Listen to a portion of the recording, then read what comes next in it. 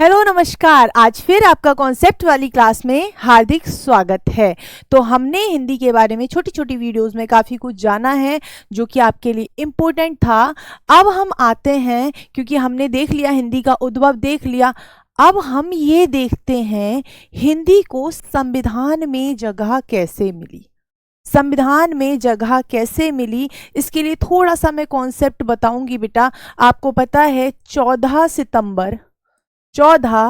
सितंबर सन 1949 में हिंदी को राजभाषा घोषित कर दिया गया था। हिंदी को भारत संघ की राजभाषा घोषित किया था।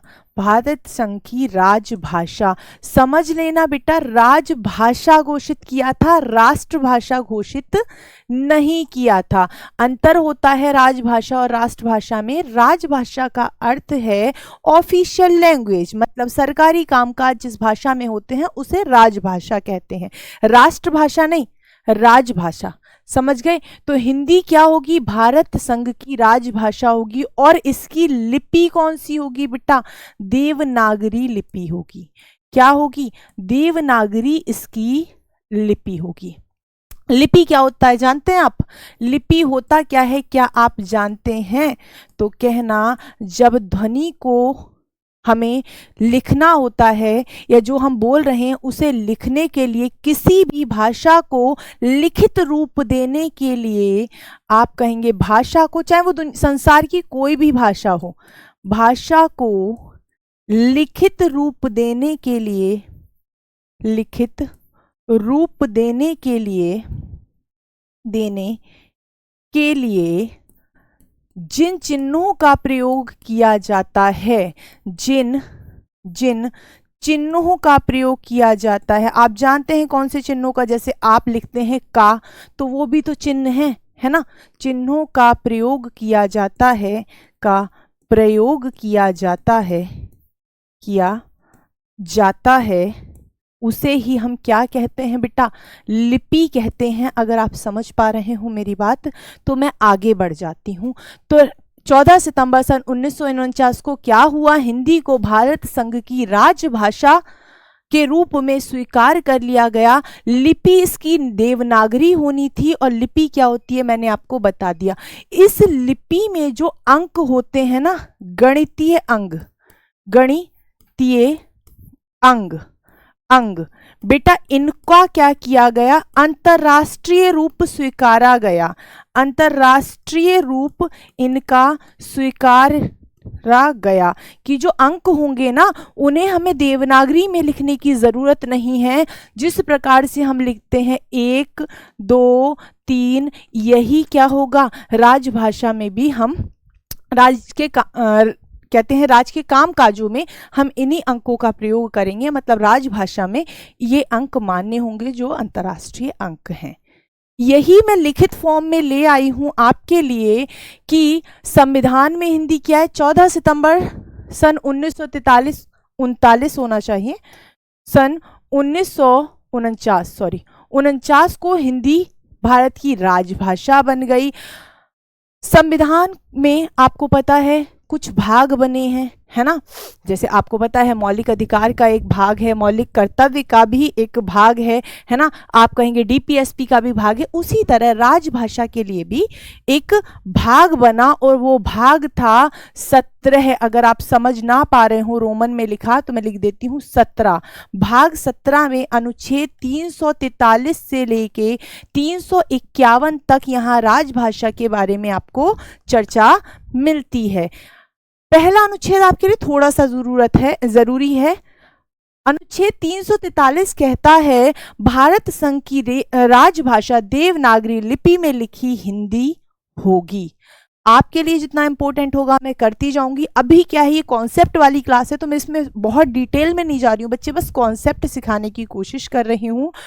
और देखिएगा, अनुसूचियां आप जानते हैं, अनुसूची होती हैं, तो 8वीं अनुसूची संविधान की जो है वो भारत में जो भाषाएं हैं उनका जिक्र है। अगर आप अभी देखें, वर्तमान में देखें, तो 8वीं अनुसूची में 22 भाषाएं हैं। कितनी भाषाएं? 22 भाषाएं। लेकिन अगर आप कहेंगे मूल संविधान में, आप कहेंगे मूल संविधान में कितनी भाषा थी, तो सिर्फ 14 भाषा थी।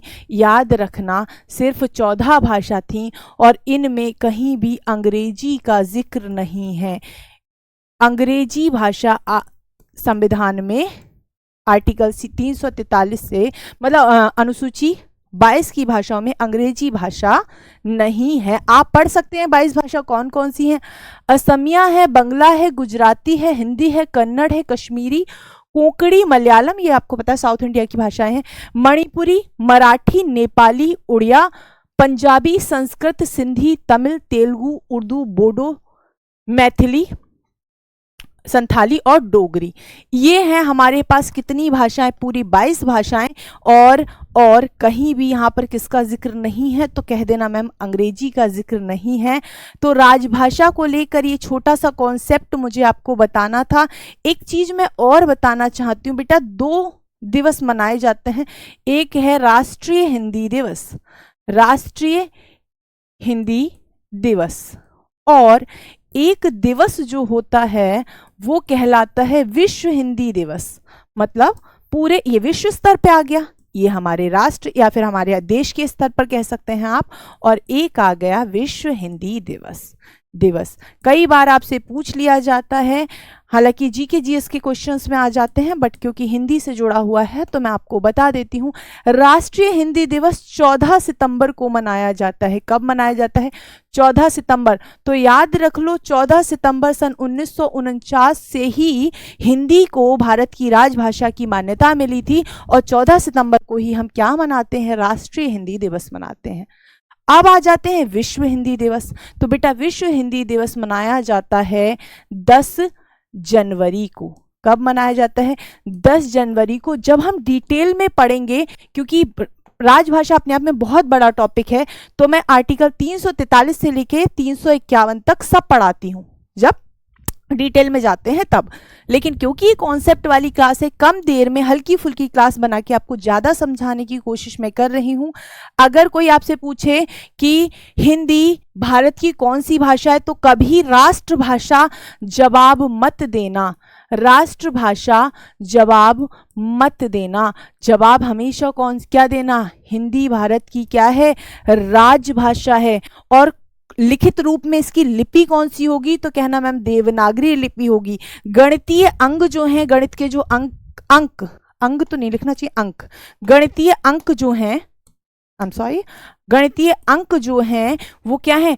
अंतर्राष्ट्रीय रूप में आएंगे, जैसे लिखे जाते हैं। और लिपि मैंने आपको बता दिया, जिन चिन्हों का प्रयोग किया जाता है भाषा को लिखित रूप देने के लिए, उससे लिपि कहते हैं। क्वेश्चन ये है कि ये जो राष्ट्रभाषा है, भारत की राजभाषा ये है, और आप कहते हैं राजभाषा हमने मान ली, और बहुत सारी हमारे पास बोलियां उपबोलियां होती, क्या हमारे पास कोई राष्ट्रभाषा है? तो एक बात याद रखना, भारत की कोई राष्ट्रभाषा नहीं है, कि कोई राष्ट्रभाषा है ही नहीं बेटा, राष्ट्रभाषा नहीं है। इतना आप ध्यान रखना बस, और आपका क्वेश्चन और कॉन्सेप्ट यहाँ से मुझे लगता है काफ़ी हद तक क्लियर हो जाएगा। बाकी डिटेल में जब हम हिंदी पूरा आपका जो कॉन्सेप्ट वाइज, अभी तो सिर्फ ये छोटे छोटे कॉन्सेप्ट जब हम डिटेल में पढ़ेंगे तो हम सारे अनुच्छेदों का जिक्र करते हैं। ये शॉर्ट वीडियो है तो इसमें इतनी जानकारी आपके लिए काफ़ी होगी। धन्यवाद, थैंक यू सो मच।